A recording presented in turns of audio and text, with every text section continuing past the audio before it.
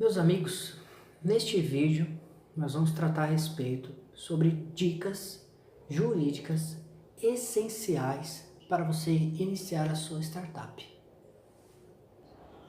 Vai a primeira dica para vocês: proteja a sua ideia.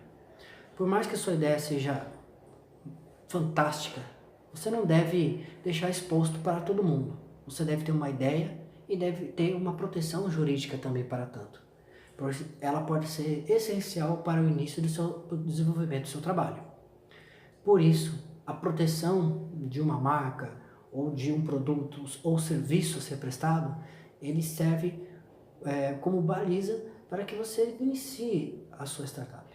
É por isso que registre a sua marca, o seu produto, o seu serviço de forma adequada.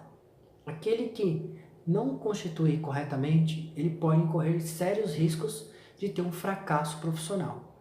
Isso é a primeira dica. Em relação à proteção à propriedade intelectual, é preciso salientar um ponto importante. O registro no INPI, conforme dito, é muito importante. Vai te proteger, te blindar contra qualquer ato de terceiro. Qualquer alguém que chegue dizendo: eu sou o proprietário daquela marca, daquela propriedade intelectual. O que seria propriedade intelectual? Inclusive, precisaria responder.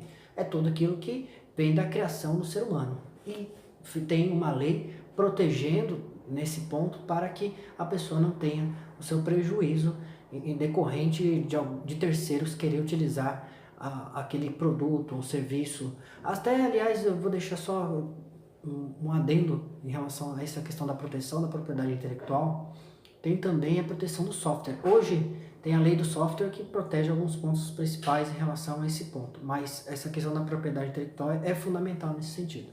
Pode ser que você possa ter um maior sucesso ainda maior com uma proteção da lei. Se existe a lei do software, a lei de propriedade intelectual, você deve utilizá-lo corretamente aplicando para a sua startup.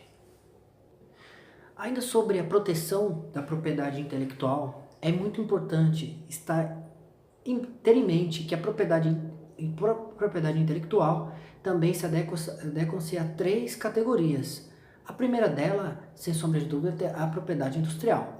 A propriedade industrial, ela protege especificamente a marca, a patente e o desenho, né?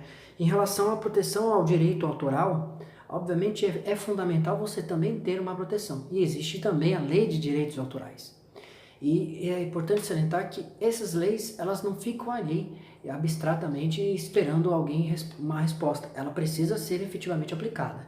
Então é por isso que você tem que entender sobre esses pontos que você deve ser protegido por essas leis. Segunda dica, também imprescindível para você ter o conhecimento para como você vai abrir sua startup de modo juridicamente equilibrado. A segunda dica seria a estruturação de uma pessoa jurídica. Você deve estruturar a sua empresa, porque uma startup não deixa de ser uma empresa. Startup é só um nome em inglês, mas não deixa de ser uma empresa, não é nada inovador. Apenas as ideias que são inovadoras referentes ao setor de tecnologia, um setor específico, o setor da inovação. Porém, há um grau de incerteza em uma startup. Pode ser que ela dê certo, pode ser que ela não dê. Só que ninguém quer abrir uma startup, obviamente, para que não dê certo, não resulte um resultado positivo financeiramente, obviamente. No entanto, se você não se adequar às leis aplicáveis ao caso das startups, com a lei brasileira especificamente, você não vai crescer. Então a dica principal é o quê? Saber a estruturação de uma empresa e saber qual o caminho que você vai seguir no tocante ao desenvolvimento de suas atividades. Na pessoa jurídica, tem 2 modos que nós podemos dividir. A primeira delas é o do empreendedor individual, como todos conhecem, o empresário individual, que é bem diferente, e tem o empresário individual de responsabilidade limitada, a mais famosa pela lei, né, a EIRELI, né, conhecida conforme a legislação em vigor. E existem 2 também muito comuns para startups hoje, é a primeira delas, que é as sociedades limitadas, né? Que as sociedades limitadas exige-se 2 ou mais indivíduos para que seja constituída uma sociedade. E a segunda delas seria sociedade por ações, ou sociedade anônima, ou por capital fechado. Então, esse é o ponto interessante para você saber. Tem que saber qual o caminho que você vai querer fazer. Isso vai depender, logicamente, você precisa, se você não conseguir identificar qual seria o tipo de constituição da empresa eu preciso, qual que se adequa ao meu caso, você precisa de uma assessoria. Então, às vezes, muitas vezes, você tem essa parte que está inadequada, às vezes também você já constituiu a sua startup, mas precisa modificar muitas coisas no contrato social ou alterar a empresa, e é por isso que é necessário também uma assessoria juridicamente adequada. Terceira dica, para vocês compreenderem e terem pelo menos uma visão global do que você precisa para ter uma startup de sucesso e juridicamente totalmente equilibrada, pelo menos alguns pontos principais daquilo que nós vamos falar no nosso vídeo. E essa dica, ela diz respeito à questão da formalização dos seus parceiros e colaboradores de uma startup. Às vezes você tem pessoas que vão prestar serviço para você e você tem que definir o que ela vai fazer, quais o empenho dessas atividades e qual a atribuição, obviamente, e qual a importância que ela possa ter no aspecto valorativo para a startup, inclusive para o crescimento dela. No entanto, você deve sempre aplicar também a legislação trabalhista. Isso é imprescindível, e de modo a você evitar problemas de natureza da Justiça do Trabalho. Então, isso é importante que você tenha em mente, você empreendedor, você tenha uma noção sobre esse ponto. Primeira coisa, é imprescindível ter. A questão da responsabilidade também, a responsabilização também pega muito, e às vezes acabam, tanto as empresas, as EIRELIs, as empresas normais, acabam tendo muitos problemas trabalhistas decorrentes da relação de trabalho, porque não consegue delimitar, não consegue fazer com que aquela pessoa que presta o serviço na empresa, ela é empregada, ela é colaboradora, qual é a finalidade dela, se tem que registrar, não tem, então tem que deixar isso totalmente explícito, tem que deixar claro e preciso para que não haja nenhum tipo de problema de natureza trabalhista. É claro que você sabendo quem são os verdadeiros empregados, quem são os prestadores de serviço, que são 2 questões diferentes, obviamente, você vai estar, de certa forma, blindado de eventuais problemas que possam surgir lá na frente. Claro que é impossível, toda atividade empresária é uma atividade de risco. Então é impossível você saber se irá ter algum problema, alguma intercorrência jurídica lá na frente. No entanto, é bom você estar sempre delimitado a essa formalização. E então, nesse ponto, você tem que... E também outros pontos, o último ponto que eu tenho que tratar a respeito sobre essa questão de formalização de uma equipe, e nesse ponto é fundamental termos em mente em relação a esse aspecto, é você definir em relação aos contratos de prestação de serviço. E quem são aqueles que prestam serviço, você deve deixar estritamente estabelecido, né, conforme passei a informação, quem é o pessoal da CLT, né, que precisa registrar em carteira, e quem é só o prestador de serviço. Citamos um exemplo, uma startup tem máquinas, maquinário, computadores. Você tem um técnico de informática, ele vai prestar serviços eventualmente quando surgir um problema. Então, contrato de prestação de serviço. Eventualmente, que não tenha nenhum vínculo, obviamente, prestação de serviço. Agora, se for todos os dias e horário para entrar, horário para sair, existir subordinação e tudo mais, está caracterizada a relação de emprego. Então, tem que registrar em carteira para ficar formalizado. Isso é fundamental. E por último, aspecto de uma análise jurídica, a questão das parcerias, que também, às vezes, pode estar também entrelaçada à questão da formação da equipe.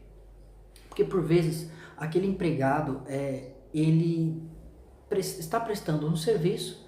No entanto, esse serviço, aquele serviço ou determinada atividade que exige que ele tenha um fruto de natureza financeira, um lucro, uma participação mínima na empresa, isso vai fazer diferença. Então formalize esses acordos, sempre deixar formalizado, isso é essencial.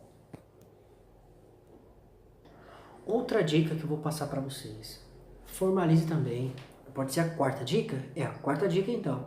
Formalize também em relação quem são a formação dos empreendedores. Quem vão fazer esses empreendedores? Quais os tipos de atividades que eles vão desenvolver, resumidamente? E a questão também de formalização contratual. Por exemplo, quais os percentuais que eventual venda será realizada, quem vai ganhar quanto, né? Isso tem que deixar totalmente delimitado no contrato. Isso aí é fundamental. Isso faz parte do sucesso profissional. Porque por vezes algumas startups elas chegam no mercado para serem vendidas. O objetivo delas seria aquele, era para ganhar um lucro, vendê-las e depois constituir uma nova. E às vezes tem que ter um percentual ali pré-estabelecido. Em setores de tecnologia, raras vezes podem acontecer, mas se acontecendo, faça dessa forma. Mas a contratação de servidores na questão dos prestadores de serviço, também a formalização de um contrato faz uma coisa imprescindível para um bom desenvolvimento do negócio. Os parceiros e beneficiários dos serviços também é fundamental você ter um contrato também. Não é? E eu vou falar agora das dicas, eu já falei da questão da delimitação do empreendedorismo, e a próxima dica que nós vamos dar está relacionada a contratos especificamente. Isso é importante para você também ouvir. Mais uma dica é a questão contratual. Se você fizer um péssimo contrato, você fará um péssimo negócio. Isso você tem que colocar em mente. Atividade financeira é fundamental, mas a execução dela é mais importante ainda. Não adianta você ter dinheiro em caixa se você não organiza essa parte de gestão contratual. Então, se você não tem domínio sobre a questão contratual, contrate um profissional, né? Um advogado, um especialista na área que consiga te dar um auxílio. Mas assim, globalmente nós vamos traçar apenas algumas dicas fundamentais em relação a esse ponto de contratos. Podemos falar a respeito lá na frente em outros vídeos, né, sobre das startups, contratos de startups, mas de modo geral os contratos devem ser devidamente elaborados, devidamente constituídos, de modo que não possam ocasionar nenhum tipo de dor de cabeça para quem presta o serviço, entende? Então é o seguinte, definir as estratégias junto ao cliente, dos seus direitos e obrigações. Um contrato entre o prestador de serviço e o cliente é fundamental também para o desenvolvimento do negócio. Falamos na questão trabalhista, falamos das questões societárias, e a questão também entre prestação de serviço e cliente, ninguém fala, quase ninguém fala isso. E isso é também imprescindível, é ali que você está minerando o seu cliente e conquistando aquele cliente. Isso aí é fundamental, você tem que ter um contrato bem delimitado. Para quem presta serviço, que tem um aplicativo e é uma startup, você tem que ter os termos e condições bem definidos e tentar solucionar o mais rápido possível os problemas que possam surgir durante a prestação de serviço. Então, evitar riscos, que se faz um excelente trabalho, e isso faz também com que tenha sucesso profissional. Os contratos, imprescindível a gente também tratar a respeito dos contratos de confidencialidade. O contrato de confidencialidade, ele diz respeito a alguns aspectos precisamente de como vai executar o serviço. Um exemplo disso, o desenvolvedor de software. Você deve fazer um contrato de confidencialidade, elaborando neste contrato o que pode e o que não pode ser feito. Não é só colocar o que não pode. Eu tenho visto na prática, infelizmente, até por profissionais do direito, fazendo contratos do que não pode, mas tem que também colocar cláusulas contratuais, o que pode ser feito, o que é permitido, né, perante a empresa. Isso não é bom, porque você está apenas restringindo aquele ponto. Outro ponto importante que não falamos, e isso também faz diferença e muita, a questão da compliance. É muito comum a questão de anticorrupção, evitando-se também problemas e demandas de natureza criminal. Isso é importante também para a sua startup. Quem está começando vai ter que fazer um termo de condições e também de memorandos ou termos de boas práticas, de condição de boas práticas para a atividade. Isso é essencial para o sucesso de uma startup. E começando ela, estando no início, começando ela nas suas atividades profissionais, obviamente ela vai evitar os erros para que lá na frente ela mantenha a sua ideologia principal da sua atividade. A última coisa que nós vamos falar sobre o contrato, só um detalhezinho, é a questão dos contratos de vesting. O contrato de vesting é quando o funcionário tem uma participação sobre a empresa. Faça um contrato bem certo, deixe o percentual bem delimitado, explique para o funcionário qual a vantagem ele vai ter lá na frente. Isso é importante, esses contratos de vesting. Também aplicar em algumas outras situações, mas deve ser sempre bem aplicado de forma restrita para que não haja prejuízo para a sua empresa. Isso é imprescindível para as suas atividades. A última dica que eu vou falar para vocês, desculpa o vídeo longo, mas acredito que talvez sejam alguns pontos interessantes para você saber sobre algumas questões relacionadas à questão jurídica para startups, seria em relação à questão tributária. Até as empresas hoje, elas estão deixando de querer entender sobre questões tributárias. E por mais que seja uma questão mais técnica e as pessoas confundem com questão de contabilidade, que não tem nada a ver com a questão de tributação e tudo mais, mas isso é importante que a parte jurídica também esteja devidamente delimitada em relação às atividades tributárias. Exemplo típico de saber definir qual tipo de regime de tributação é uma empresa para conseguir definir. Se, por exemplo, de lucro real ou de lucro presumido, isso faz com que você tenha um equilíbrio e também vai gerar melhores lucros. Isso também se chama planejamento tributário. Se você tem um planejamento tributário numa startup, seja ela no início ou no meio das suas atividades, já está consolidado no mercado, mas precisa também de uma assessoria. Isso é importante você ter também uma ótima delimitação sobre as atividades de uma startup no tocante à questão da tributação. Isso não fala só sobre imposto de renda, não. O ISS, imposto sobre prestação de serviços, o que cabe e o que não cabe, o ICMS ou qualquer outra situação. E é fundamental você ter também uma assessoria em relação a esse ponto. Por fim, eu gostaria de agradecer a você que assistiu o meu vídeo de quase 20 minutos, mas eu quero que você tenha só apenas algumas noções sobre essa questão de startups e sobre a ótica jurídica e que você se inscreva no meu canal.